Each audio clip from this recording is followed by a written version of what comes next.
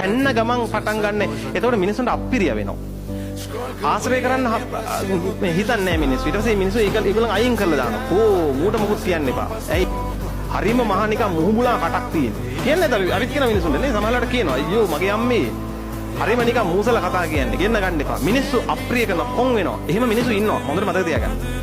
මිනිස්සුන්ගෙන් පිළිකුල් වෙච්ච අප්‍රිය කටවල තියෙන මිනිස්සු ඉන්නවා. සමාජයෙන් අයින් කළා තියෙන. මොනවා කිව්වත් මිනිස්සු පිළිගන්නේ නැහැ. එහෙම චරිතයක් වෙන්න හොඳ නැහැ. අනිත් වැදගත් දේ තමයි දරුවනේ මතක තියාගන්න. එහෙම චරිත ඉන්නවනේ. දැන් අපි දන්නවනේ එහෙම චරිත. දැන් අපි දන්නවා මේ වගේ නිකන් අප්සෙට් කටවල තියෙන කට්ටිය. ඒගොල්ලන්ට තමන්ගේ සාර්ථකත්වයක් කියන්න එපා.